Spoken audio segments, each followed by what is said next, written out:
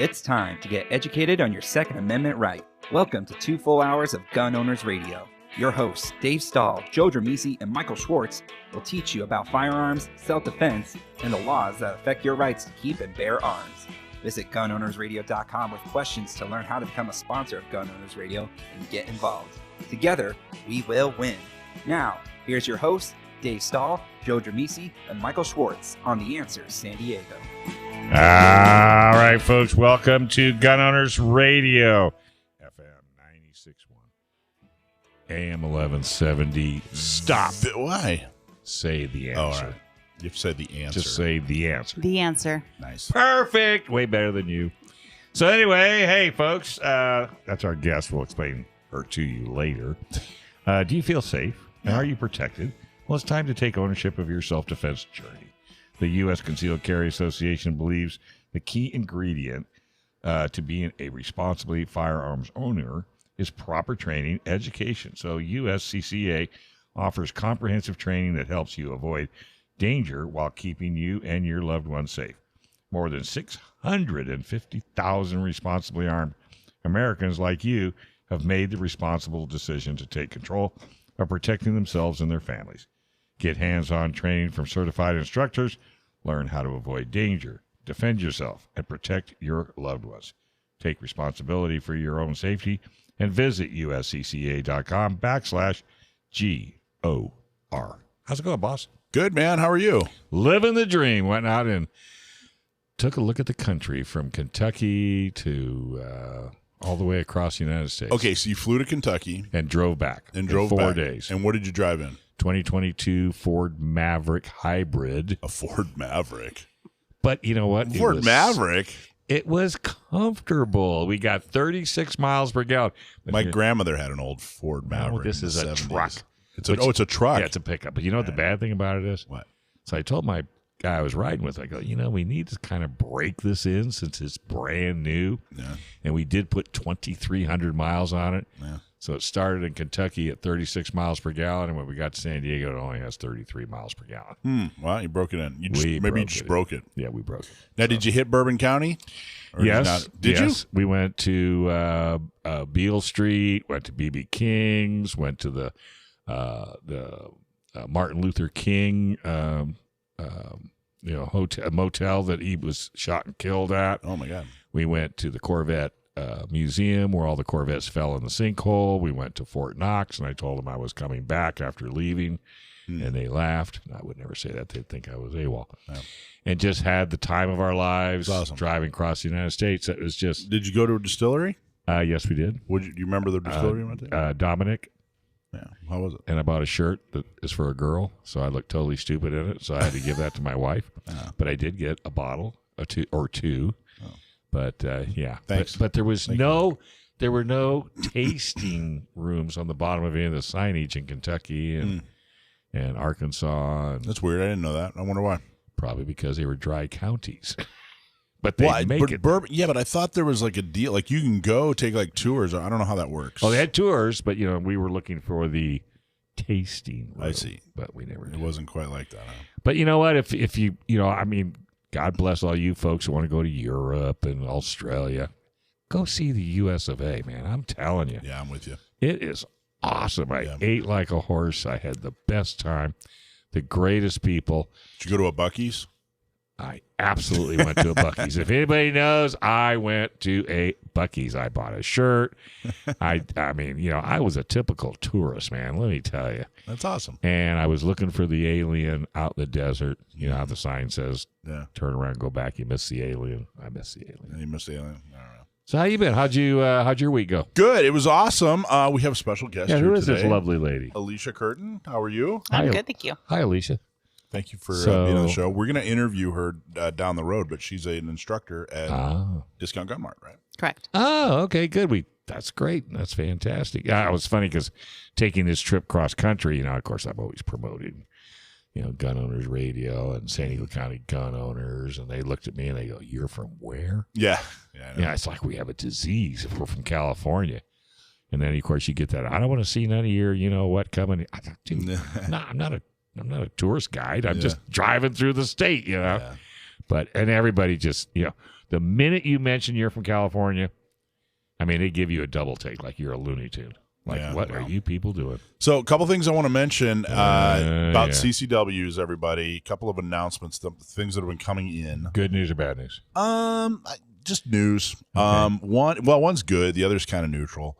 But I wanted to reaffirm to everybody, if you are applying for your CCW, you no longer have to give proof of good cause. You don't have to do a proof or a good cause statement. You don't have to provide proof of good cause. Right.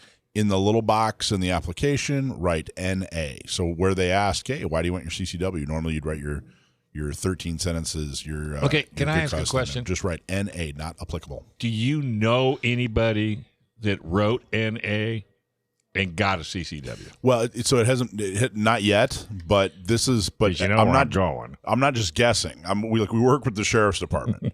I sat with the undersheriff Kelly Martinez.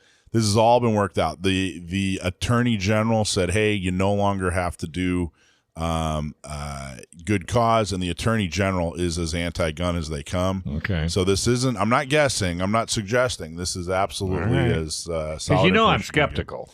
I know, but they've got memos that's up on their website. It's come down from attorney general. I've talked to the undersheriff. This is as positive gets. That's the first thing. The second thing is if you've that's for people who don't have their CCW yet. Mm-hmm. People who do have your CCW and you've had it, within about the last 10 years, and you were a part of the data breach, make sure. Oh yeah. So actually, I've been getting a lot of questions. People get their letter and they say, "Hey, should I take advantage of the credit monitoring that they're offering for free?" My opinion is no. Don't give them any more information. Don't trust them in any way. I would not take their credit monitoring. I would not sign anything. Check out somebody else. Check out some other credit monitoring. LifeLock is probably the most popular. I'm not endorsing LifeLock. Check it out and see if it works for you. But they're certainly one of the the biggest, most reputable, I think. Mm-hmm. I don't know. Is there another, Alicia? You think you know another one? I can't think of another one, but I would do your own credit monitoring. It's something like $10, $15, $20 a month, something like that. Worth every penny. Yeah, don't go with the state's recommendation. Don't take their free shenanigans. Not happy with them at all. So I wanted to get those two things out there and make sure, because we're getting a lot of feedback. A lot of people. Our CCW seminars that we do, we're telling everybody, yep, just put NA. You don't have to do good cause. You don't have to do proof of good cause. And it's all because of the Bruin case, the Bruin Supreme Court case. Right. So, Alicia, you guys getting a lot of inquiries down at Discount? A lot of inquiries, correct. Yes. Yeah. Constantly, right? Mm-hmm. Yes. Yeah. It's in fact, I did 2 CCW seminars in a row at Discount Gun Mart last week. So yeah, it's they still let you back. They still let me back, and I got to tell you, everybody listening, the line is long. 1,000+ people since the decision came out. 1,000+ people have signed up to get their CCW. Wow. So missed your opportunity to have a short line. Everybody's, but that's okay as long. I mean, eventually that line will I would hope, thin out. Yeah, it is. The sheriff's department's working on it, but really the holdup is the California Department of Justice. Everything has to go through them. It has to make a stop through California DOJ. The fingerprinting they have I think they have 2 people or something ridiculous. So that's the big bottleneck. Well, okay. Well, then now I feel better because I figured there's got to be a way for them to try to slow this down. And you just brought it up, so that makes perfect sense. Yeah, and how much do they care? How much the folks in Sacramento care about speeding it up? Right. Now, the only other thing is the folks that process the fingerprints for CCW folks are also the folks that process the fingerprints for new police officers. And my understanding is it's taking a long time for law enforcement to get hired for the same problem. So hopefully they'll fix it for that reason. They actually have people going to apply for a job as a police officer. I know, right? In this day and age, I don't think so. All right, hey, we're already a tough job. Totally. Rick Ector hosts Legally Armed in Detroit, a completely free event for women interested in learning how to safely handle, load, and operate a semi-automatic handgun.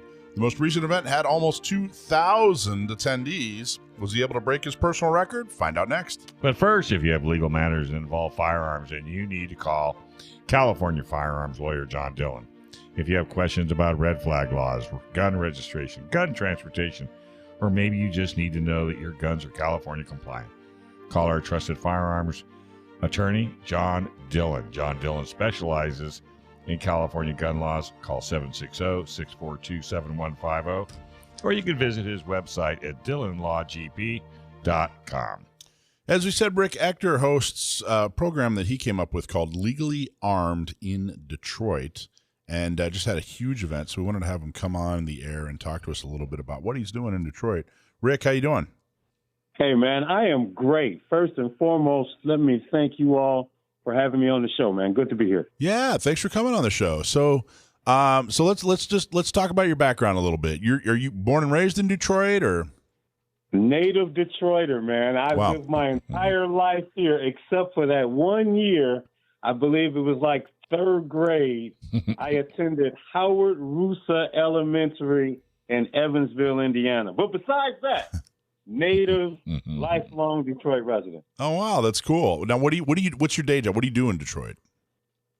Well, I'm a firearms instructor, man. Okay, cool. Nice.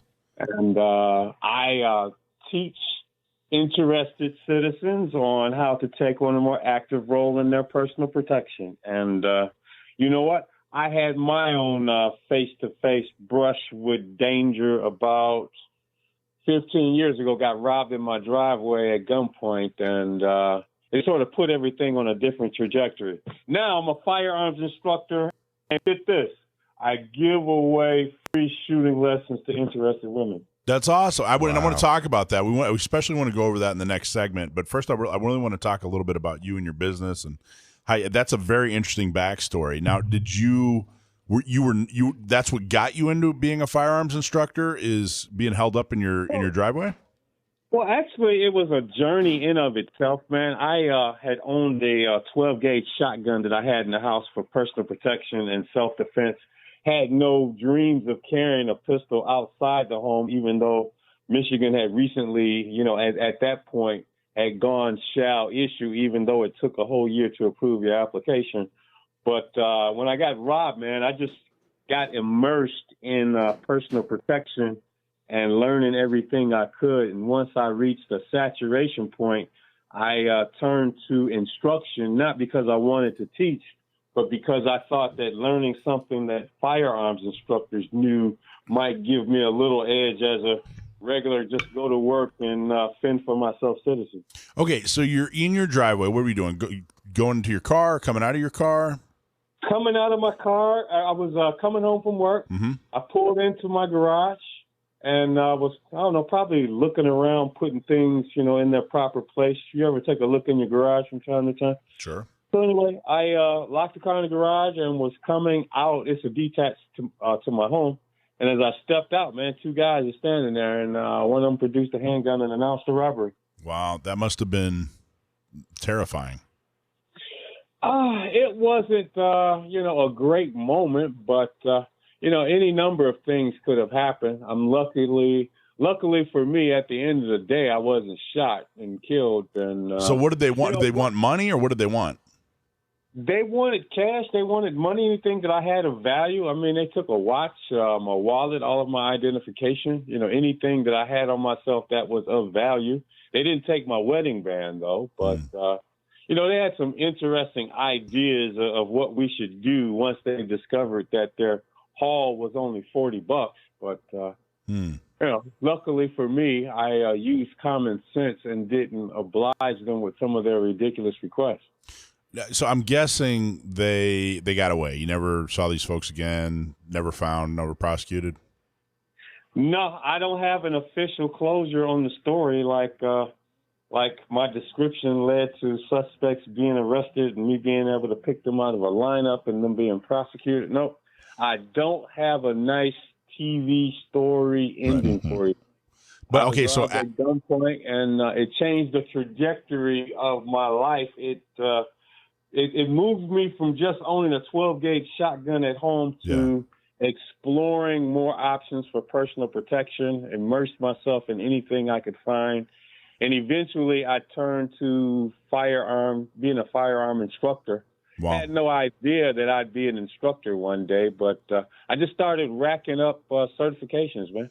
And so so after that all happened, call the cops, or you just kind of let it go? Or I'm assuming you at least called the cops. Yeah. I went through the whole thing, man. Yeah. I called the cops, and they came out, and and then I had an appointment with a sketch artist, and they did their best from my hazy, recollections and trying to put together a profile, a physical representation, a picture that looked like the dudes that robbed me, man. But and then were you married at the time? At the time, I was. So and, did you sit down and was there like a conversation like, hey, hon, this really kind of shook me. I think I need to get a pistol, or how did all that go? Well, I mean, at the time, she was like dead set against it. Like I'm sure there are a lot of men out there across America who are entertaining this thought of introducing a pistol into the home and getting a carry permit. And some of those relationships, the man loses that discussion and he acquiesces to her anti-gun sentiment. Me and myself, I took the vantage point that I could very easily be planted in the ground at a cemetery somewhere, and people might miss me for a few weeks or maybe in a month, but eventually life will go on and people will start to forget about you. But that'll be that. Yeah. And that'll be that. And I don't want to sound, cold, but I mean, realistically, that's what we're talking about. Just think about people that you've known that have gone on. I mean, you feel really bad right around when it happens, but eventually, man, they sort of just disappear from your life. So you made the decision to get a gun. Did you, I'm assuming it sounds like you weren't, you had a shotgun for protection, but it did sound like you were like going to the range and anything like that. You weren't like in gun culture. When you told your friends. I wasn't. Not at all, man. It was like the furthest thing from my mind. I mean, I lived in a decent neighborhood, a decent job. I mean, I'm a regular guy, man, or at least as I understand a regular guy to be. I got up, I went to work every day. I came home from work. So when you told your friends. Things that happened in the house while I was away from work, wash, rinse, and repeat. Yeah. And when you told your friends, hey, I'm getting a pistol, did you get a response? What was it like? Did you get negativity? Did you get people were supportive, or what was it like? It was a mixed bag, man. Some people were, okay, yeah, that sounds like a cool thing to do, and then some people were like, well, you're just going to make the situation worse. There's going to be, now another person with a gun, kind of like what you hear from certain left-leaning politicians when they get on these different shows preaching against gun ownership and exercising your right to carry, man. But you know what? I know what it's like to be on the wrong end of a handgun, man, in your face. And I was undeterred from my experience, and I was resolute that if that situation ever happened again, that I would have more of a say in the ending. That's a good way of putting it. Very good. You're laughing. I am so serious. Yeah, no, I hear that's a good way. I'm just laughing. That's a creative and accurate way of putting it. That could be a T-shirt. Yeah, really. So and it's I get it. It's there's all this rhetoric. When nothing's going on, there's all this political rhetoric. And they talk about the other side, the anti-gun side. They throw out these statistics, and you're more likely to be blah blah blah blah blah. But when the stuff hits the fan, all that rhetoric falls away. All that malarkey falls away. People know that a firearm is the most effective self-defense tool ever created. And if there's a problem, if there's a serious problem and people want to defend themselves, they know they want to be the ones with the firearm. In an interesting way, I must confess, man, looking back on it now, paradoxically, I'm glad it happened.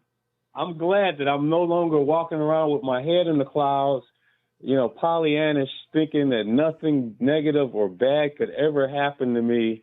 And, Joey Blue Skies, I'm just thinking that it's a beautiful place out here. And I had a dose of reality, and I had a lot of ground to catch up in what I perceived to be a short period of time. And I made up the ground as diligently as I could. And, man, it's been an interesting journey. Well, now you talked about politics a little bit, and Detroit tends to be left-leaning, and Michigan in general is a little bit of a battleground state. There's some, they'll have some left years, some right years, some Republican years, some Democrat years, but it's not an anti-gun state. I mean, it's in a lot of ways a very blue state, and Detroit's definitely a blue city. but it's not necessarily an anti-gun state. Am I wrong, or tell me a little bit about that? Man, you know what? There are a lot of people in this world and in this immediate community, right in Detroit proper, and immediately after. There are some people that have varying levels of importance that they attach to gun ownership. Here's the thing. Many people that I know have come across who live in my community, in my neighborhood, they own guns. I mean, Democrats own guns too. I mean, just like people who are not Democrats own guns. It's just the relative importance that they place on gun ownership when they step into a voter booth, depending on what particular ideology that they follow or charismatic personality that best reaches them politically. But the vast majority of people I come in across, they have guns. It's just some of that other stuff is more important to them. But having been on the wrong end of a firearm in my backyard, I place a very high degree of desire to having the ability to have a firearm and preserving that into the future, not only for myself for the rest of my days, but for anyone else out there that may have an epiphany and decide that they want to embrace their God-given right to own a firearm. Well, and Detroit is, I don't know the reality. I've never been to Detroit, but the reputation Detroit has, it's a fairly dangerous city, frankly. It's high crime. Don't mince any words. It's a lot of crime here, a lot of violent crime here. And you know what? Many crimes don't actually make it on TV because they're not sensational enough, but something really bad happens to somebody on a regular basis around here. Yeah, so having a gun is pretty important. I think it's important. It sounds like you do. I don't, let me tell you, I don't leave the house without a gun. There you go. All right, well, hey. We're going to have you on in the next segment here. We're going to talk about your program now that we've gotten your background. Right, so don't.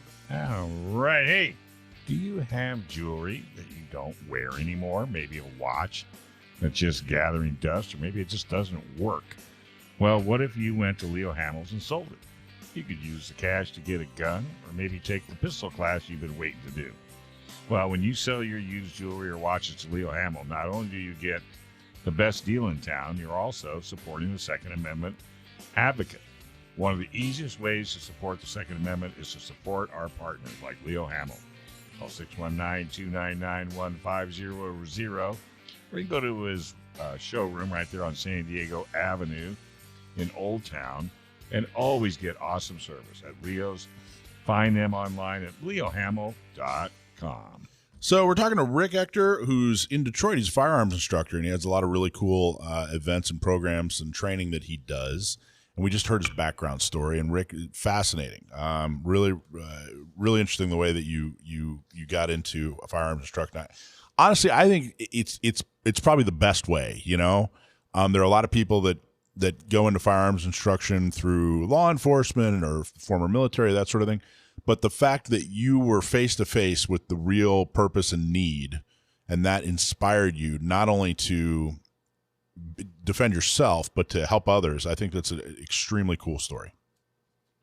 Man, let me tell you, I wish I had been more forward-thinking, more committed to this idea of personal protection when this idea first entered my head. But you know what? Through life experiences, serendipity, things happen, man, and you find yourself right where you should be. So tell us about Legally Armed in Detroit. Yeah, it's a gun rights advocacy site I run here in Detroit, man, to inform people about personal protection, various solutions, if only to increase your level of awareness, personal protection, and how to be more safe, man. And I saw a local news story approximately 11 years ago about a woman's body that was discovered just laying on the street. She had been sexually assaulted and killed and just discarded like trash. And unfortunately, there have been repeated incidents similar to this where a woman's body is just found, discarded in the alley or in a dumpster after she had been raped and killed. But back to that initial, incident that I referenced, I thought about it, off and on for a while, man. And I was wondering if there was something that somebody could do to help, Yeah. And eventually I settled upon the idea of offering women a free firearms training. I would just get a gun range, negotiate, to get the place for free. I would pay for the ammunition. I let them use my gun, get a few fellow friends and firearms instructors. Had 4 other guys help me out. And we would just go on social media, man, and try to get the word out as best we could that if a woman was interested in learning about guns, you meet us at the gun range and we'll give you a briefing and we'll let you shoot our guns and we'll have the ammo and all the safety equipment. And then you can make your mind up if this was something that you wanted to pursue. And we trained 50 women at first iteration, man. Nice. And see, I get that response from a lot of people like, yeah, nice. But see, the way my head works, man, I wanted 200 or 300 people to come out that day. Yeah, I know. So, I'm with you on that. That happens to me all the time. We'll have an event, and I'll say, gosh, if I hope we get X amount of people at this event. Right. And if we get it, I go, man, I wish we had like 10 more. If we just had 10 more. Never satisfied. I can totally relate to you, Rick. I know how you feel. And that first one where you had 50 was 11 years ago. Is that right? That was 11 years ago, man. And I just stuck at it, just kept at it. A good friend of mine, actually, he was more of a mentor back in those days. Ken Blanchard, blackmanwithagun.com, if you heard of him. Yep. But he implored me to continue, man. He said, hey, follow this road, see how far it goes. And I kept pushing, and we just kept growing. Like 50 became 100, 200, 400, 600, 800. And how many did you have this year? This year, we just last weekend, we had 1,200. Wow. This year, you see, and then we hear you guys going like, wow, that's a lot of women to train in 2 days, right? Well, see, a couple of years before that, I had 1,900 plus. Wow. Right. So since then, a lot of things have happened, right? Everything has come back online. So having it at that time of year in August when the Dream Cruise happens here, where everyone pulls out their classic cars and stuff, people are doing stuff, and then this year, for whatever reason, this big news agency, that distributes press releases, they felt that my press release wasn't, I guess, in the public interest, so they didn't run it. So I had to do a lot of local podcasts and local radio and TV shows to get, the word out as to when we were having it. And we were able to scrape out 1,200, man. And well, let me ask you, talk about the logistics. If you have 1,900 women, how does that work? How do you train 1,900 women in 2 days? How big's the venue and how many people? A lot of help, man. First, you need facilities, you need gun ranges to allow you to do it. And of course, you can't have 1,900 people all show up at the same time. You have to create a different schedule, an online registration process, spread them all throughout each day for 2 days. You have to have a lot of qualified, trained people who are firearms instructors, range safety officers. You need donors to let you use their guns. You need people to donate ammunition, earplugs, safety glasses. So okay, so there's more than one. It's a range? full-time job. Yeah, it sounds like there's more than one range involved, or is it all in one? Last couple of years, we've had 2 gun ranges going simultaneously at 2 different locations for 2 days straight. Wow. Okay, so a woman shows up, and what does she get? What actually happens? What's her experience? Her experience is she signs in, she registers, she gets an e-ticket, she shows it, she goes in. We have a generalized informational session, called a range briefing, where they're taught fundamental firearm safety, all shooting stances, some basics that you need to be a safe handler of a firearm, and a general overview on marksmanship, on how to get good results on your target. Once they do that, they paired up and matched up with a vetted, credentialed, real-life firearms instructor one-on-one in the booth, and they shoot 20 rounds of 9mm ammo at a target. And then we take the target down, we take pictures, and, man, look at all the smiles we create. That's amazing. That's very cool, man. Thank you. Whether it's 1 or 1,900, that's an amazing thing to do, Rick. That's awesome. By the way, you have a goal. I have a goal? What's my goal? 1,900. 1,900, yeah. How many do you do? Well, we do. We have a couple of different programs. We have our shooting social, which this sounds more similar to the shooting social. Yeah. And then we have our women's program. Do you ever get 1900 in a setting? Not in a setting. No. Well, I'm saying you. Good man, give this guy some challenges. Well, I don't know if I can. I don't even. I was like, I don't even know how you could the do logistics. that. I don't even know how that happens. Wait a minute, he has You know what? friends. See, you just don't start out at 1900. Nah. You start out with a dream of 1900. You get 50, and as you go and as you grow, you start to encounter snags, and then you resolve those snags that inhibit your growth, and you just keep pushing. The next thing you know, it's 11 years later, and you're training people by the thousands. You know. Right. Hey, Rick, don't let this guy kid you. Okay, he started out with San Diego County gun owners. We had 10, 15 people that joined. Yeah. And Start out with 30 people. Yeah, and he says, "Boy, if I could just get 40. Oh my gosh, if I could just get 50." And how many do you have today? We're at about 3,300 members now, See, so I'm very happy and about it's that. just like what you're doing, Rick. But he's not letting them shoot. No, what do you- He's just taking their money. That's all not he's true. doing. We do education. So is it one time a year? That's one day you guys do all, And I do it just or one once weekend, I should say. a year. But you know what? There have been like clamors and folks who are just dying to replicate and duplicate this program. Yeah. At a time, I was thinking about, just doing a traveling caravan. No, I think the solution I'm settled upon, man, is to duplicate myself in other places by Right. teaching other people how to do it. And you know what?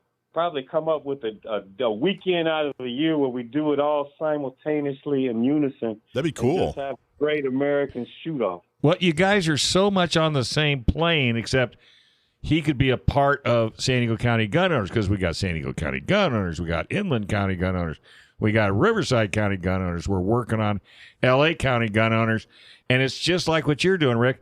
It's one baby step at a time, and to get an organization that can do what you're doing, just like what Mike's doing with his organizations. That's the key. So you're going to make it. I have no doubt you're Well, not yeah, going to make and now are they all? It's all women. All women participants. I mean, here's the thing, man. That's what inspired this incident. And they are the preferred target victims of Yeah. bad guys, Yeah. especially those who are into rape. And this, unfortunately, in the story I originally referenced as the genesis of this program, not only raped you but killed you. So, Right at the end. Ooh. Well, it's definitely. I've talked about this before, but it's one thing I definitely learned from my wife was women live in a very different world than men live in. Alicia, when I walk out the door, we're in the same world, but the threats that I have to deal with and the threats that women have to deal with are very, very different. Correct. And it's something I had to learn, and the things that they have to put up with on a kind of a trivial, basis, very different than the things I have to put up with.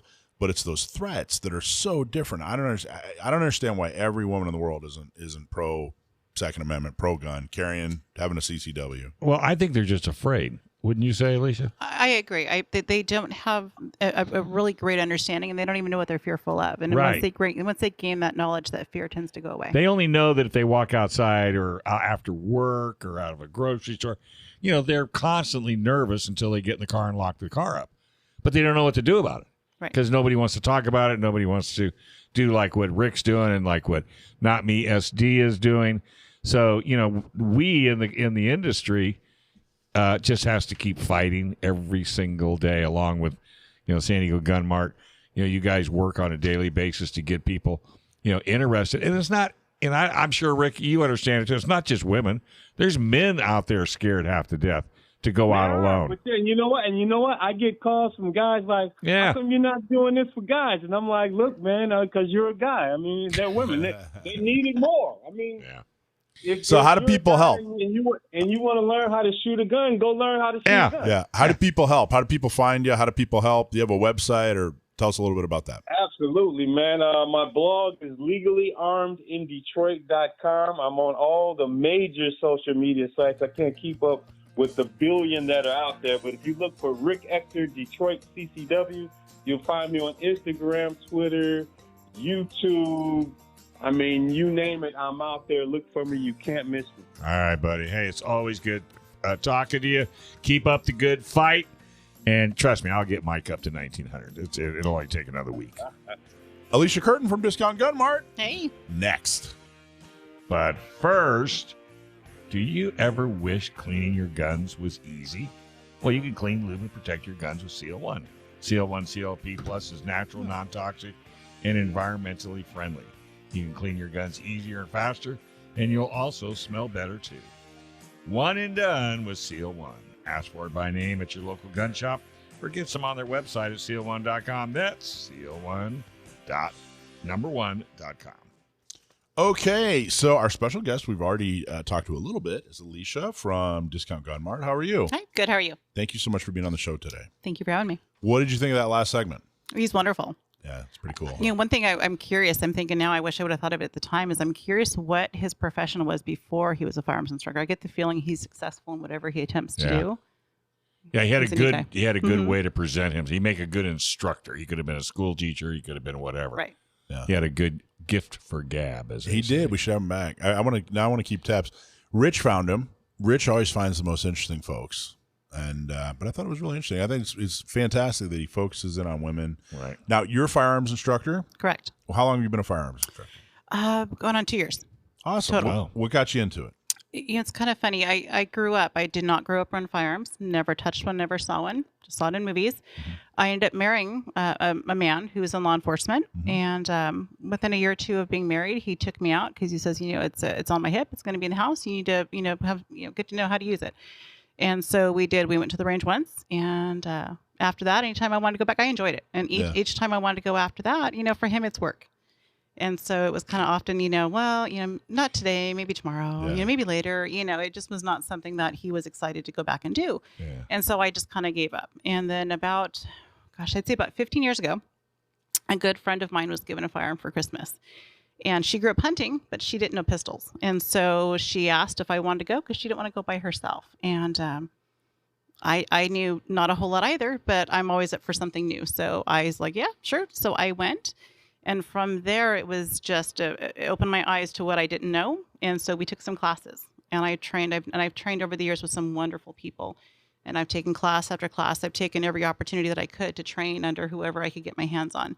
And I've tried to take everything that I've learned from all those training opportunities, and I've tried to then impart that to people that I work with now. And I just found that I had a passion for it, and I love it, and I love sharing it with people who need it. What was your most memorable training? Who did you like the best, or what did you learn, or what's something that sticks out? Something that sticks out to me is I worked with Armitage Tactical. I worked with Clint Armitage up at Armitage Tactical. He was actually putting on a filming and producing a TV program that ended up not getting picked up, so it never aired. But I interviewed for that, and I was accepted, and I made it onto the program. And the premise was they wanted civilians with no formal tactical training, but were considered very safe. So basically, intermediate or better shooters who were ready to be challenged and very safe while doing it. And it was a week-long filming. So your family was never into guns. Correct. Now you are. Correct. What are they saying?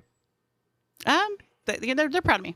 And That's they, awesome. yeah, absolutely. Are they from San shooting Diego? yet? Is your family shooting yet? My children are. My children. But not your mom and dad, or No. Yeah. Are you from San Diego? I am born and bred here. Yes. Born and raised in San Diego. Correct. One of the you're the one. I'm the one. So, I mean, San Diego isn't exactly known for it, gun culture. Correct. I think we're bringing it back. I think we are trying to get it known for more gun culture, and I think we're doing Correct. a great job. And we're very proud of that.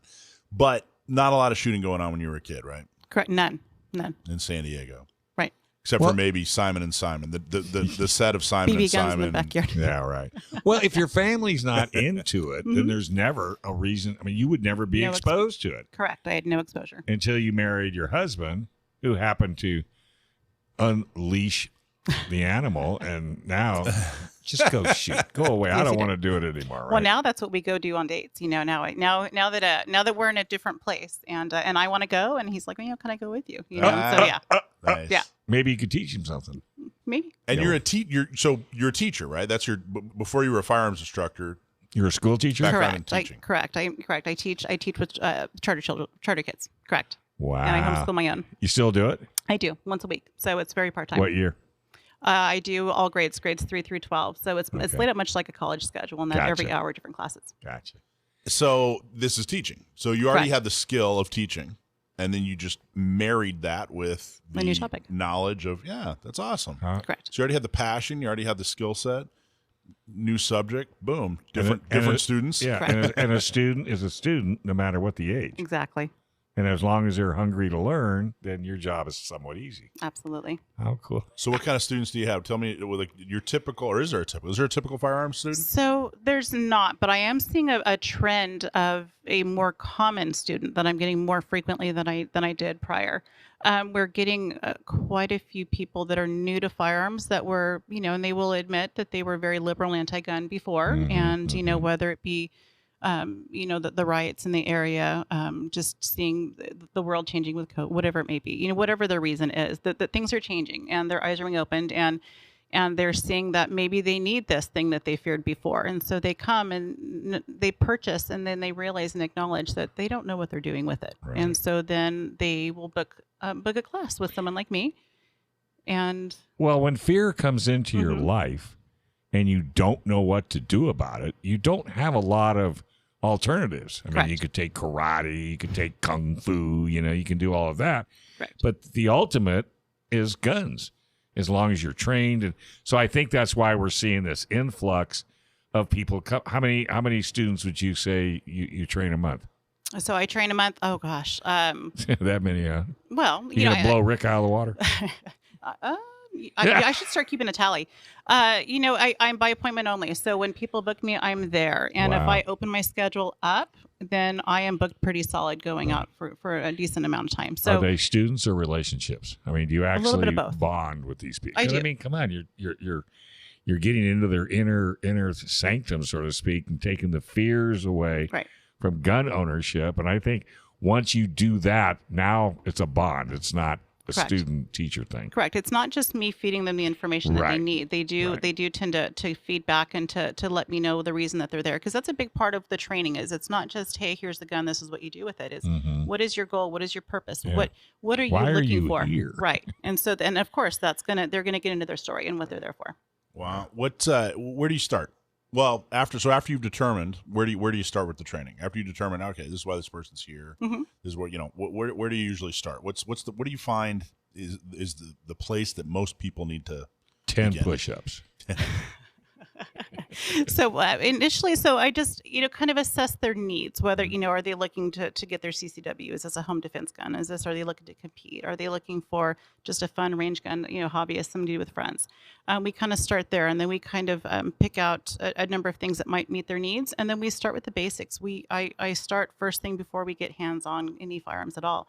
Is we go over the firearm safety rules, make sure that they understand that, and that they know what to do and what not to do. And then I want to get the firearm in their hands and show them hands on. I can talk all day, but I want them to learn hands on so that they can equate what I'm saying with what they're doing. And so we get in there and we learn. I teach them about the mechanics behind the firearm, not just, hey, this is your slide and you press this slide lock up to make it stay back. Well, what's happening? I will disassemble and field strip the firearm and show them, how does that slide lock manipulate? When you insert an empty mag, why does your slide stay to the rear? So kind of understand the mechanics of gun. And when they start to understand that, the fear of, is it going to go off by itself? Is it, all these things that people that don't know fear, they start to understand the mechanics of how it works. So I spend some time teaching them not only, that you trigger press and it goes bang. I teach them how and why and how that process happens. Okay, so here's something I like to ask instructors after we get to know them a little bit. A little lightning round. Okay. Ready? Uh-oh.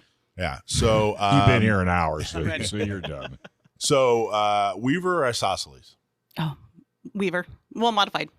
All right. What are you talking about? Not For people that don't know. It's two different kinds of stances, and there's always a big argument. Everybody makes a mountain out of a molehill. 9mm or 45? Ooh. The world's moving to 9, so I guess I'll go with the 9. Glock or 1911?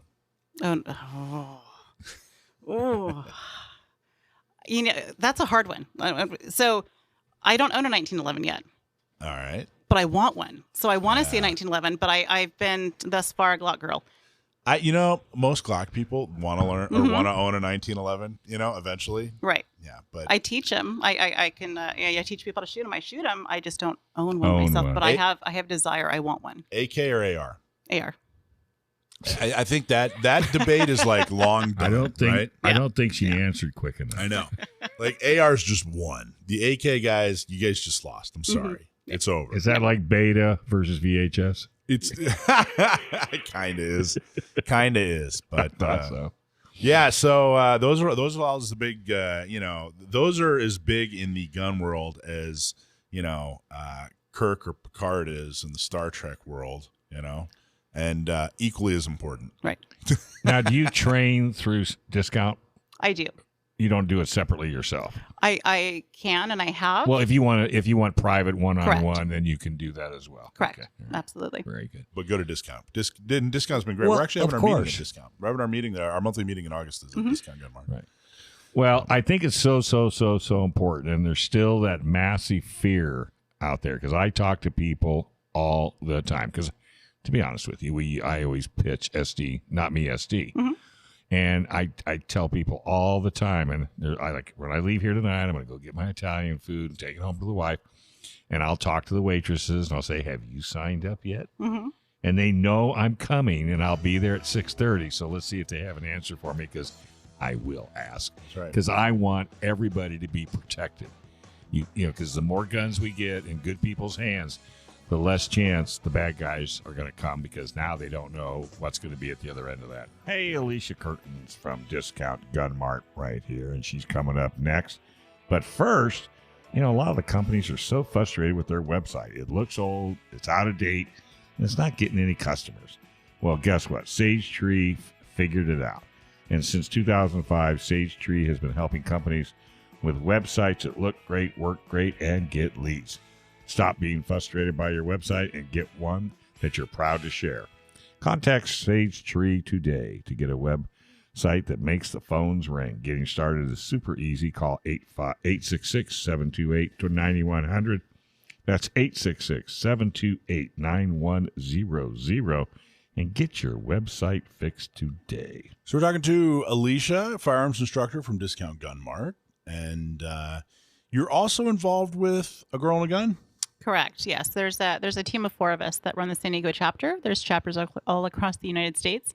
And the one locally here in San Diego is run by a team of 4 of us. Oh, no, I didn't know that. Is Judy on the team? Judy has taken a step back. She's still involved, but she's not running it. Who are the 4 ladies? There's you, Dakota, myself, Karen, and Sue. Oh, awesome. Yeah. Now, what does it mean to run it? Like, what do you guys do?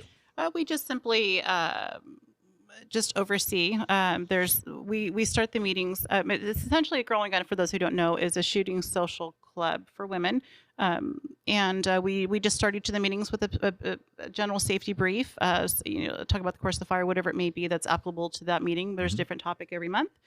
And we take turns, we rotate, we instruct, we teach, and then we watch them on the line. We RSO, just kind of feeling as needed to make sure everybody's safe, having a great time, and learning all that they need to know. Nice. So it's an opportunity for them to meet each other Absolutely. And talk and learn how to. I know you guys had like a gun cleaning session. Correct. We'll do little workshops. Correct. Teach people how to get their CCWs and that sort of thing. Absolutely. Very cool group. Yep. Absolutely. That's awesome that you're involved. Why is it important for you to be involved? Like what we talked before, I just have a passion for teaching. I just have a heart for helping people in teaching, and I really enjoy it. And I enjoy seeing people learn and seeing their face light up, and just to teach them something new, especially something as important as firearms. Not only is it critical and crucial for safety, but for self-defense and just empowerment and knowledge. For like 20 years, they've been saying, I keep hearing that, women it's the, that's the fastest growing segment of the shooting, blah, blah, blah, blah, blah. It is. This year really feels like it. Last 2-3 years really, really feels like it. I mean, it seems like, when we have our shooting socials, when I go to A Girl and a Gun meeting, when I see you guys meeting, they're full of women. Correct. They've been saying it for years. I was skeptical, but I think the last 2-3 years, it's true. It's really, really true. Well, what do you think it is? Yeah, exactly. What do you think it is? Because you think it's just because you guys just keep pounding on it and pounding on it. You're in the media. You're talking to radio shows. you think, and then word of mouth is getting out, or they're getting more and more scared of walking the streets? I think it's a little bit of everything, and when women, especially through the word of mouth, when women learn that there's an opportunity that they have to come and to learn, that they don't have to feel intimidated. It's okay to be new. It's okay to not know, and it's okay to think that that you might have silly questions. Those things are okay. And we're a safe place for them to come and to learn. We don't expect them to know anything. Mm-hmm. And so that's what we are there for, because how are you going to know until someone shows you? And so we are here to teach them and to show them and just to kind of get them into the world and immersed and to know what they need to know. And I think they want to be trained by another woman. Correct.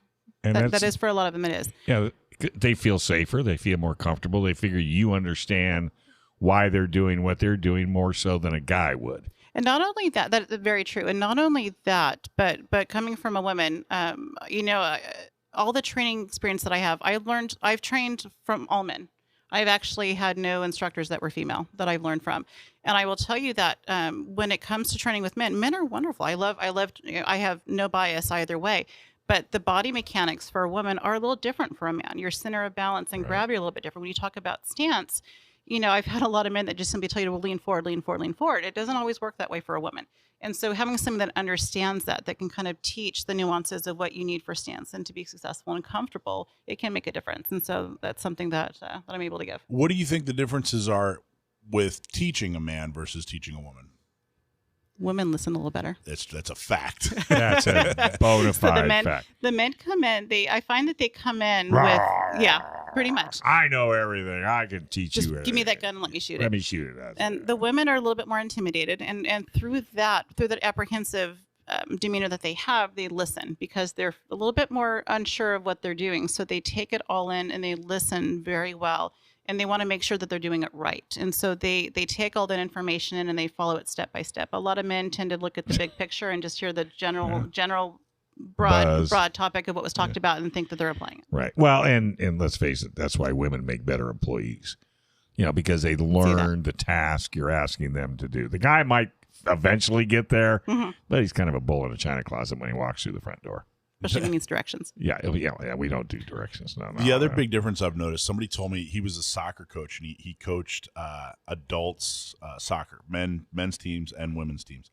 And he told me, he said, if I go in like at halftime and I say, look, you guys need to play better defense, all the women go, oh, he's only talking about me. He's not talking about anybody else, And if you say it to men, all the men go, well, he's not talking about me. I'm playing defense. It's everybody else.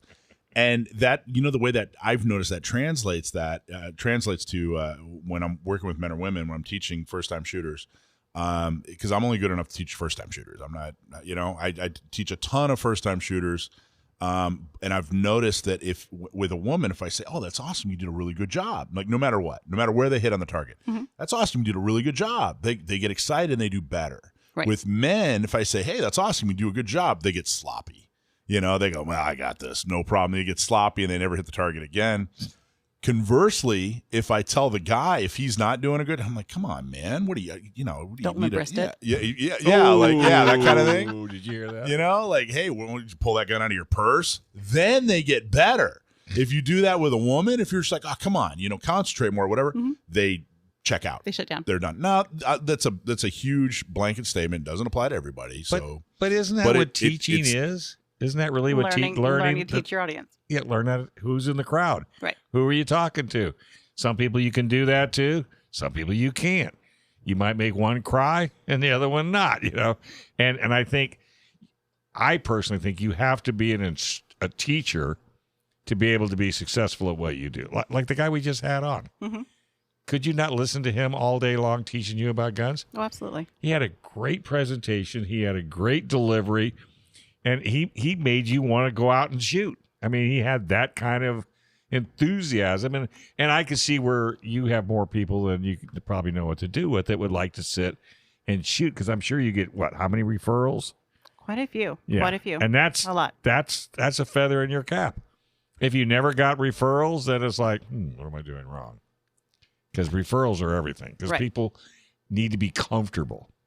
I really think that's whether female, because you teach males as well, right? Oh, absolutely. Yes. Yeah, so it's not just female. No, I don't. I teach. I have competitive shooters that come to me that work with me just to kind of hone in their skills. I have new shooters, men, women, kids, seniors. I have across the board. I don't service just pistol or everything. Oh no, I do all platforms. So rifle, shotgun, pistol.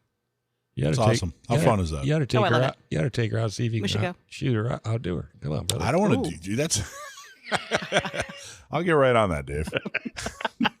You noticed I get didn't right on say that. Yeah, I know. No. Depends on, I don't know. Look at that look. Yeah. Isn't that a cute shade of red? Isn't that wonderful? I had to do that. Maybe sporting class. Hey, I'm going to save you. Hey, did you know we have a world-class flight training school here in San Diego? Yes. I knew you did. You're flying now, right? I'm not flying. I thought you Not yet. Pilots can fly almost every day. We're close to the ocean, desert, mountains, international border, and a major military base. That's why San Diego is one of the best places to learn how to fly in the world. You can learn to fly in sunny San Diego right at Montgomery Field. Getting started is super easy. Give them a call at 858-569-1822. You can learn to fly at SDFTI, or again, call them at 858-569-1822. All right, so we had a couple of amazing things happen in the Second Amendment world over the last couple of months, and it's resulted in it's been a flurry of activity, including some stories that have been written. But it's kind of interesting. You know, a month ago, 6 weeks ago, the Bruin case came out, the Supreme Court case that affirmed that the right, not just the right to keep, but the right to bear arms is an individual right that everybody deserves and everybody has, and the government cannot get in the way of. So that got rid of good cause immediately. But the other part of it was of this case is the court mandated, hey, this is how we have to, this is how judges have to decide other gun cases, other Second Amendment cases, and immediately the House of Representatives passed an assault weapons ban, which is very much based on the assault weapons ban in California, which essentially is nothing more than a ban on semi-automatic rifles. There's no such thing as an assault weapon. It's a made-up term. It's actually a pejorative term made up by a bunch of politicians in Sacramento. It's not an industry term. It doesn't have an industry meaning. Like when you say like pickup truck, everybody knows what a pickup truck is. You can describe a pickup truck. Well, that's an industry term, but assault weapon, there's no descriptor. It's got this weird legal term that California came up with, but it's not legit. So that made its way through the House of Representatives. Next stop is the Senate, where it's going to die, which is exactly what it should do. But if it does somehow miraculously make it through the Senate, the President Biden, I'm sure, would sign it into law, and he'd be very happy about it. And then it'd go to the Supreme, or it'd go up through the court system and be struck down because it's absolutely 100% unconstitutional.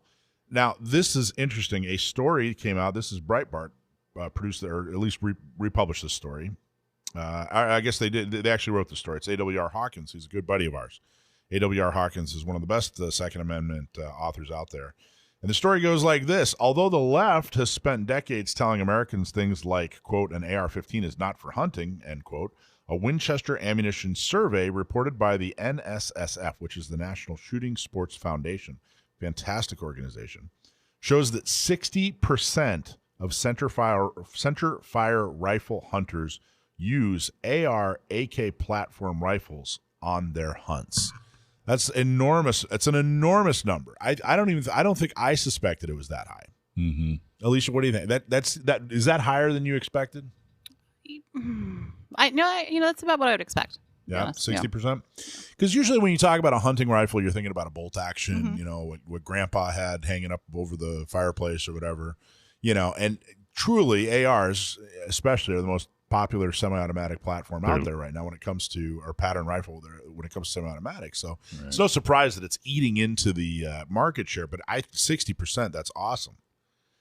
A centerfire rifle shoots a round that has a primer in the center of the shell casing. Popular centerfire rounds include a 243, 30-06, 30, 37mm, and 300 Winchester short magnum. Why would they include 300 Winchester short? Why wouldn't they just be 300 Win mag? Maybe. Ultra-popular hunting rounds used with AR platform rifles include 223, 556, 308, and 6.5 Creedmoor. The popularity of AR platform rifles has grown to such a degree that they can also be purchased in 6.8 SPC, let's see, 4570, 500 Automax, and an untold number of other calibers by numerous manufacturers. Now, that's what anti-gun folks don't understand about an AR. They don't understand the AR pattern is really just, it's a design that you can do anything you want with. You can have any barrel length. You can have any, configuration when it comes to the stock. You can have different magazine size. But it's really, the reason it is so popular is because it's a design that works. Really quick, when speaking to, you mentioned that you were surprised at being 60%. Yeah. I also happen to spend a lot of time out at South Bay, and there's a plethora of hunters, especially right before hunting season, that come out there. A lot of them are converting. A lot of the older guys, they're not sticking with their bolt action, all of them. A lot of them are moving over to the AR. It's easier on the shoulder, the recoil, the kick, the accuracy. A lot of them are starting to convert. And it doesn't weigh as much. Correct, and that's why that doesn't surprise me, that 60%. And they're not all 5.56, right? Correct. They're basically any caliber. Any. In fact, my AR, I just bought an upper for it's 5.56, but I just bought an upper for it's also can be 458 SOCOM. It's 458 SOCOM. But can't you get those even in a 22 if you wanted to? Yes. So I mean, it's not. I think, but the look is cool too. Correct. It looks way better than Those a rifle. evil black rifles. Yeah, way better. But that's what they don't understand is we're talking about a collection of parts that turns into a design that just works. It works effectively. You can use it all kinds of different ways. So this idea that, hey, they're not made for hunting. Well, it's a firearm. You can do anything you want with it. Yeah, but it's like it kills me that they have comments on weapons when they've never shot one or had anything to do with it. Well, that would make you making you an expert on cooking, but you've never been in the kitchen. Very similar, and I think it's a willful ignorance. Right. It's not. I totally agree, and I'm going to use Alec Baldwin as an example because he will defend the fact that he doesn't know anything about guns. So why are you upset with me? I don't know anything about them. I've never been to a class, but yet he broke every rule in the book. But he's using his ignorance as a defense to what he did. Very true. Okay, so back to the article. The NSSF notes Winchester Ammunition conducted a survey of 1,600 hunters and recreational shooters in the first quarter of 2022. So it's this just happened. This isn't a 10-year-old study. To better learn which firearms recreational shooters and hunters were using. Turns out the most popular selling centerfire rifle in America is the rifle of choice. That rifle of choice is the AR-AK platform rifle. It's wildly popular among hunters. The Winchester survey found that a centerfire rifle is the go-to rifle for hunters, and 60% of those centerfire hunters are using an AR-AK platform firearm. I'd imagine that out of that 60, I'd imagine the vast majority of those are probably ARs. Oh, absolutely. That's going to be my next gun. How many hunters? Really, an AR? Oh, absolutely. Oh, that's interesting. Yeah. You're not going to go have lunch and plan that out. Yeah, I do because I've looked at them, I've studied it. We've got my wife and I've got a Mossberg, and we got all these other guns. It's just for my wife especially. I think an AR would be perfect. I made the mistake of buying her a 9mm Smith & Wesson. She can't rack it, so. Well, it's like Send her to me. It's like you never buy your wife a Let car. Alicia fix it. They're body mechanics. Is that what it is? There's ways around that. Get your card before I just friended you on Facebook, so we'll be buds. So I thought that was interesting, though. I think it kind of destroys. Were you surprised? Were you surprised? Well, like I said, I was surprised that it was 60%, but I knew that it kind of doesn't matter. At the end of the day, it kind of doesn't matter.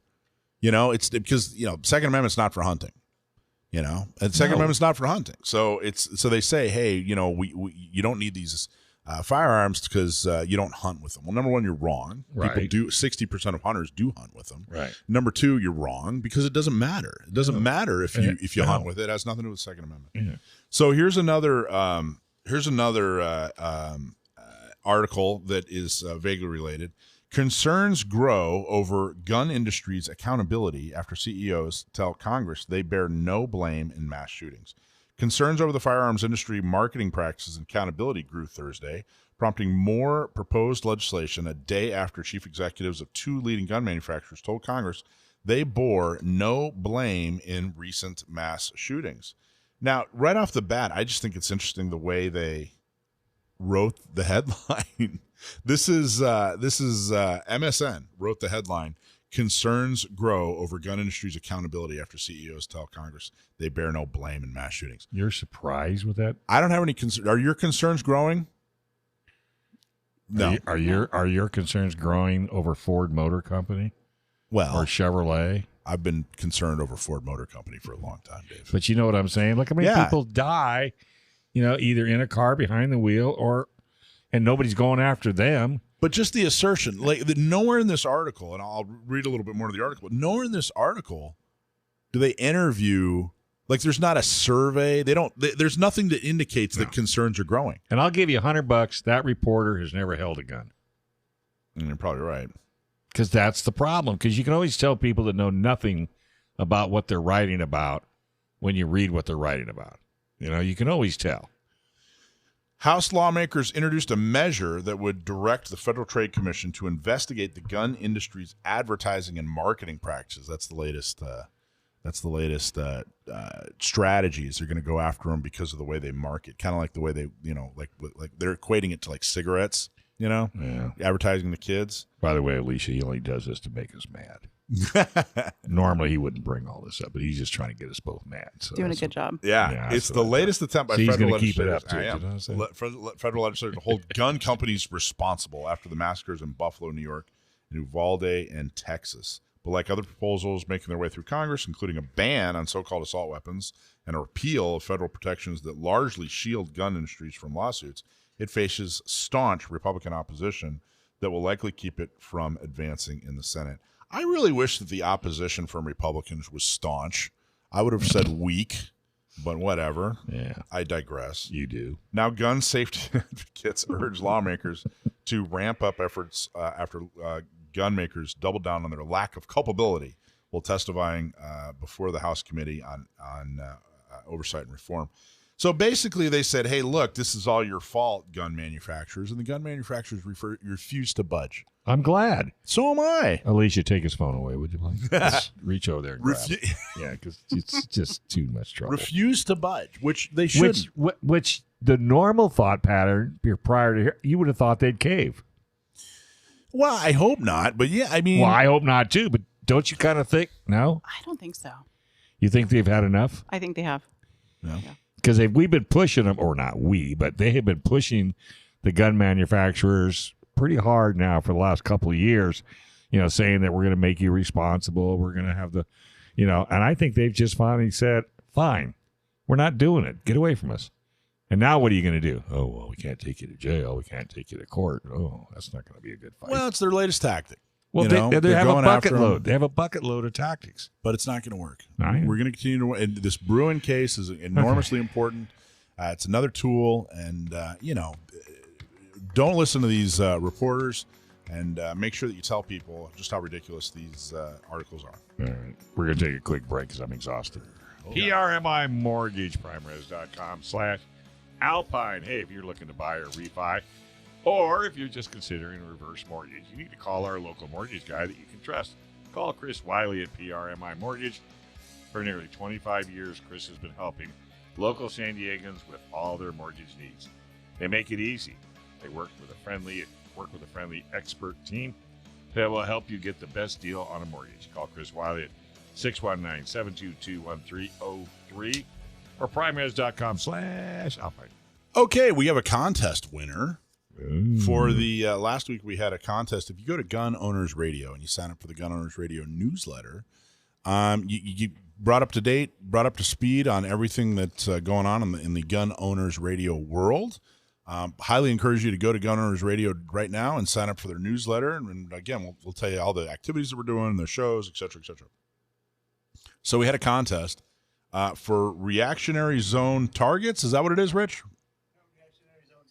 Class. I'm sorry. Reactionary. Oh, cool. Okay. Reactionary. That's yeah, Shelley, who we interviewed last week. So Reactionary Zones, it's an online class. Shelly is extremely knowledgeable, and this class is extremely valuable. And we have a winner, Mr. Patrick Pounds. Congratulations, my friend. Patrick Pounds, if you're listening, we're going to email you and make sure that you get all the information you need to take that free class. Right, and then we're going to send you around the world, all expenses paid. That's coming out of Dave's. Comes out of my. Do you take a check? Yes. So one of the things that I wanted to talk about that's coming up is, of course, we have an election. We talk about these laws, we talk about lawmakers, we talk about outreach and all these things that are extremely effective. And what can we do? Well, we have an election in November. We don't have our voter guide out yet, but right now is the time to start laying groundwork. We're going to need a whole lot of volunteers. We're going to need people that really want to roll up their sleeves and do a couple of things. It's not hard work. One of the most effective things that we do is we have these tabletops at the gun shops, and we do it at Discount Gun Mart from time to time. You guys just had your sidewalk sale. Is that what they call it? Correct. Yep. Their sidewalk sale. We had a booth there. We need help. We need help, folks. We do all kinds of important things. If you go to our website, sdcgo.org, and go to the volunteer section, where you can sign up to mentor. You can teach people how to shoot. If you're a woman, you can sign up to be an ambassador and help us with Not Me, so you can bring more women in to the shooting sports, and all kinds of really exciting opportunities. But one that we need a lot of help with going into November is our tabletops. We have tabletops every weekend, and we set it up. You don't have to set it up. We supply all the supplies. You don't have to supply any of the supplies. All you do is show up, and we'll show you what to do. Do you get a shirt? Get a shirt. Essentially, what you're doing is you're giving information about the organization. Right. You're giving information that the organization is offering to the public. And as soon as we get our voter guide, you're going to be getting that voter guide into people's hands. But don't wait. What we need you to do is go sign up right now. Go to the volunteer section of sdcgo.org. What makes us different?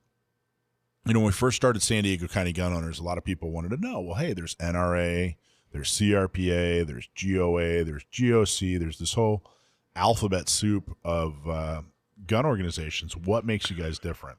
And there's a couple of things. The main focus is one thing that makes us very different. We focus not on federal, not on state, but on these local boards and councils that are all over the county that have a huge say in a couple of things. One, you have a huge say in your daily life. It could be taxes, could be all kinds of things, but they really, truly control your neighborhood, your city, your county. But the other thing is they have a huge say and a lot of control in who gets to serve in Sacramento and who gets to serve in Washington, D.C. Because when somebody wants to run for the assembly, somebody wants to run for state senate or Congress, the first thing they do is they go to the folks that serve on these local boards and councils, and they say, hey, I need help. Now, if we have 5 people on that board that we helped get elected, their first question is going to be, great, I'll help you. How are you on Second Amendment? And if they're weak, if they're not good, you know what, I'm not going to help you. I'm going to help the other person. And that has a very real effect on everything that we're trying to do. One of the most effective ways to get information to people is just person to person. And the more you trust the person, the more likely you are to listen to them. So if you just send them something in the mail, probably not going to pay a lot of attention to it. If you send them a Facebook ad or something like that, probably not going to pay a lot of attention to it. But if you're standing there face to face, if you're working at a booth at a gun shop, and hey, I showed up at this gun shop. Here's somebody who's also into guns. I've seen this logo before. They're talking about a subject that's important to me, and they say, hey, we really need you to vote for these group of people, or hey, we really need you to get involved in this way. They're far more likely to get involved and do something effective. So those are the things that make us. That's one of the things that makes us different, is that we really have this local focus. But the other thing that makes us different is, the endorsement of candidates. Now, some other, organizations endorse candidates. A lot of them do. NRA, CRPA. We endorse on the local level. Again, that makes us different. But, and we do the education piece. We are involved in lawsuits, but so many other organizations, that's the part of the field where they play. They don't do the level of vetting that we do in order to get folks elected, which is where these horrible policies come from. So when we decided, when I was designing San Diego County gun owners, what's the most effective thing we can do? The most effective thing we can do is have an impact on public policy. Who makes public policy? Elected officials. So what we need you to do is help us get the right people elected. We're a political organization. We're a 527. We're not a 501c3, which is a charity. We're not an association. We're a political action committee, and that means that we can endorse candidates. We do a better job of vetting than anybody in the county. I would put our vetting against any organization in the county, and I think we definitely proved that when it comes to who we endorsed for sheriff. We've been working with Kelly Martinez, our endorsed candidate, for years now. Talked to her multiple times, interviewed her, made her, commit to things and then follow through on them, specifically with CCW. She did a fantastic job. But then another candidate jumped in, and we had him on the radio, and we, researched him and found out that he's not just a bad candidate when it comes to firearms, because he was so supportive and so enthusiastic when it comes to spreading gun violence restraining orders, but he was generally a bad candidate. He'd already, I would go so far as to say abused his power when he was working for the city attorney. Found out that he's a horrible candidate. And frankly, the things that we found out, nobody else dug deep enough to find. The Republican Party just, elected him or just endorsed him because he was a Republican. They didn't look into his past and his history and his performance. We did. So that level of vetting and the fact that we are, actually endorsing candidates, and we're actually vetting and endorsing candidates and then putting resources into helping them get elected is one of the things that really, really, truly makes us different. And I'm very, very proud of that. And it's also a vehicle for you, the activist, to get involved.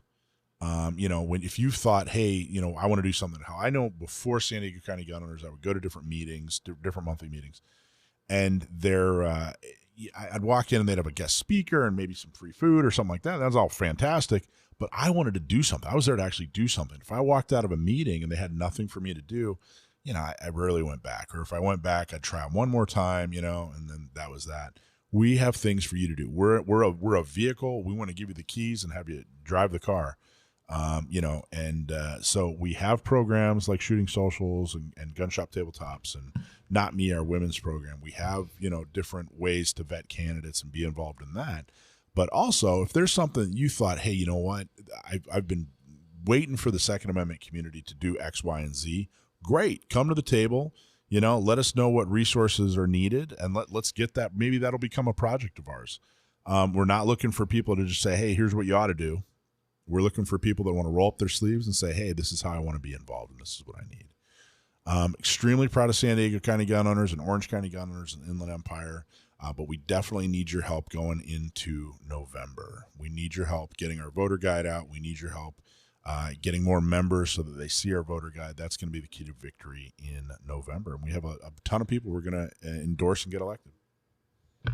Can't wait, because I can't do it without your guide, to be honest with you, because you don't know 90% of the people. I know. Well, you and I got to go have breakfast and fill out your ballot after you get it. You don't even cover Alpine. Well, we do some parts of it, but that's why you and I need to sit down and talk about who to. No, because I'm serious. Because am I right? Am I wrong? How many people really know who's running for what? And you can't go by anything that the government sends you. No. So, and if you don't know, like Mike, he sleeps and drinks his stuff. Well, I'm really, we meet with them. So let's talk about the vetting real quick. We meet with the person. Usually the first step is to have a brief phone call and say, hey, fill out the questionnaire. See if they even answer the phone. Yeah. Well, after they answer if they won't answer the phone, they're obviously not, But if they answer the phone, we say, hey, here's who we are, what we do. Here's the questionnaire. If they don't do the questionnaire, if they can't even do the questionnaire, the online questionnaire, but probably not, But once we get that questionnaire back, then we have a foundation. We have a platform. Okay, here's some things we want to talk to them about. Maybe everything is perfectly answered except this one question. Well, I want to know why. Why don't they support us on this? Or, what's their perception, that sort of thing. From there, we meet with them in person. We want to know, who are they working with? Do they have staff? Do they have a campaign manager? how much money are they raising? How much money do they think they're going to raise? If they do raise that money, what are they going to spend that money on? Right. What kind of experience do they have that even guarantees that they're going to know what they're doing once they get into office? Right. You know, so many times we'd get a candidate who's, you know, hey, I'm pro Second Amendment, and that's great, but they had no plan on how they were going to be successful. And, you know, the last thing we're going to do is tell folks, hey, help this candidate out if they can't even do the things that it takes to be successful. So the first thing we check on is, are they pro Second Amendment? The second thing we check on is, are they a viable candidate? Right. And that takes a little bit of experience and a whole lot of research. The next thing we check on is, are there any character issues? Because even if they're pro Second Amendment and they have $1 million in the bank and a staff or whatever, if they're not a good person, we're not going to tell you to support them. Right. And then the fourth thing is, are they effective? Right. What have they done in their careers that have shown that they're a good candidate? So go to the website, STCGO. Definitely sign up to be a member. If you're not, sign somebody else up to be a member. But go to that volunteer page and check out the tabletops and come help us on these tabletops. It'll be we fun. have a lot coming up over the next couple months. It'll be fun. It's always fun. All right, don't touch that dial. Sam the Gunman is coming up next, and you did it again. Gam the Sun Man. We have a question. It's not in his bailiwick. He's going to be really upset with you. You think so? Wait a minute. You don't think he's going to be able to do this one? Well, I just told Alicia I thought he was going to nail it. and by the way, folks, just so you'll know, for all you ladies out there, Alicia has beautiful nails. So there's no reason why you can't come and take a class, because hers look great. Just throwing it out there. Hey, do you feel safe? Are you protected? Well, it's time to take ownership of your self-defense journey. The U.S. Concealed Carry Association believes the key ingredient to being a responsible firearms owner is proper training and education. The USCCA offers comprehensive training that helps you avoid danger while keeping you and your loved ones safe. More than 650,000 responsibly armed Americans like you have made the responsible decision to take control for protecting themselves and their family. Get hands-on training from a certified instructor, learn how to avoid danger, defend yourself, and protect your loved ones. Take responsibility for your own safety and visit uscca.com/GOR. Couple of comments came in before we introduce Sam the Gunman. One is, and this is exactly where I was going. We kind of ran out of time, but we were talking about the gun manufacturers when they were in front of Congress. This time, at least, didn't fold and said, hey, we're not culpable at all. We had no responsibility. The fear was, not too long ago, Remington, was just in the last couple of years, Remington settled with on the Sandy Hook case, even though they were immune. And, that level, that settlement, I felt was damaging to the whole thing. I mean, the gun manufacturer had absolutely nothing to do with what happened in Sandy Hook. They know they had absolutely nothing to do with what happened in Sandy Hook. And when they settle, that settlement hurts. That settlement hurts everything that we're trying to do. And I was worried that they were going to fold like a cheap suit, and they didn't. And I'm very, very proud of that. Somebody asked why Kelly Martinez flipped to Democrat. I don't know. Don't care. We're not a Democrat or Republican organization. I think she flipped to being a Democrat because she wanted to be a Democrat. Doesn't matter. Doesn't matter to us in any way. Nowhere on our questionnaire do we ask if they're Republicans or Democrats. When I do a report and present to the board, I don't mention whether they're Republicans or Democrats. We don't care. It doesn't matter. We found Republicans that are horribly damaging to us. We found Democrats that are extremely good to us. But my understanding is she was a Republican years ago, and now she's a registered Democrat. She didn't get the Democrat endorsement. She obviously didn't get the Republican endorsement, but it doesn't matter to us. The parties can play their dumb little games and do their silly little maneuvering all they want. We're only interested in the Second Amendment. I don't care where they stand on other issues. I don't care who they contribute to. I don't care who they donate to. What I'm looking for is real proof and evidence that they're pro-Second Amendment. I'm not just looking for lip service. I'm looking to make sure that they put their money where their mouth is, and then I hold them accountable. I've been stabbed in the back by multiple Republicans, and I've been supported by multiple Democrats, and I've been called names by Democrats, and I've been supported by Republicans. It just doesn't matter. These political parties are meaningless. They're useless, and my recommendation is get out of there. If you're a registered Republican, unregistered. Don't give them any money. If you're a registered Democrat, same thing. Get out of there. Just stand for your principles. Neither party's principled. Thank you for the question. Okay, so we are going to our very favorite segment, our most popular segment, and that is Stump My Nephew, where if you send in a question that has to do with gun trivia, we will, and if we read it on the air, we'll send you a hat or a shirt, whichever you prefer. And if you stump my nephew with that question, then we'll give you a very, very special prize. Found out years ago that my nephew Sam is, he's now 22 years old. We found out a few years ago, I think he was 19, 18, 19, something like that. We found out that he was really, really good at gun trivia. So every week we have him on, and very rarely is he stumped. So how you doing, Sam? I'm all right. How are you guys? Fantastic. Doing really well. Are you, Dave's a little worried. Dave's not sure you're going to be able to answer this question. Because it's in the era you're not comfortable with. I think you're going to nail it. I don't know the answer.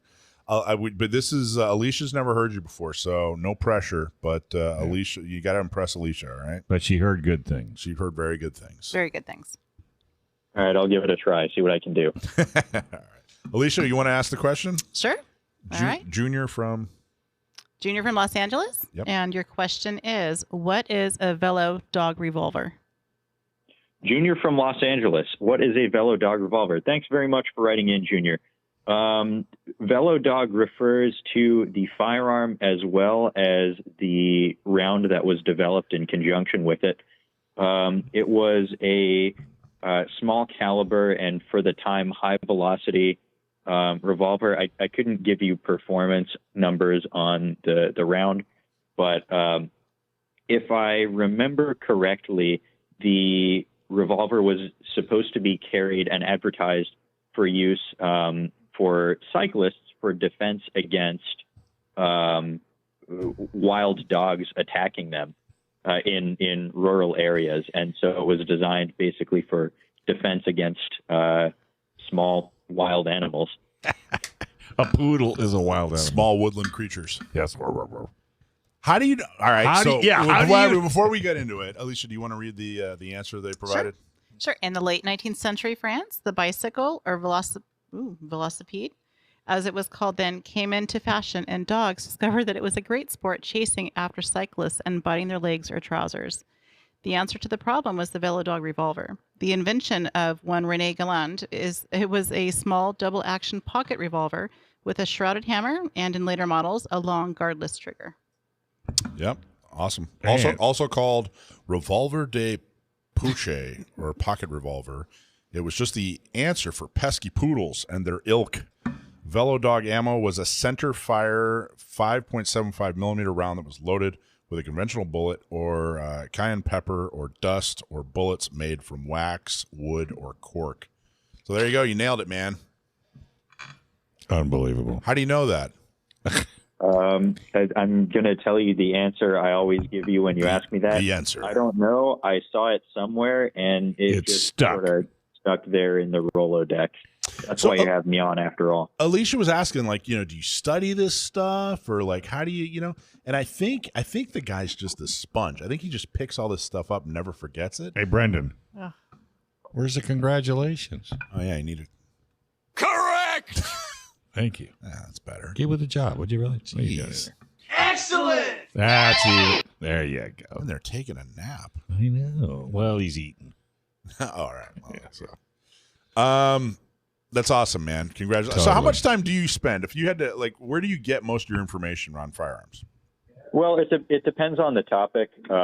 If it's something sort of obscure and on its own like that, then as I said, it just sticks in there. And then when you ask the question, I go, oh yeah, I remember hearing about that or reading about that. If it's something on a topic that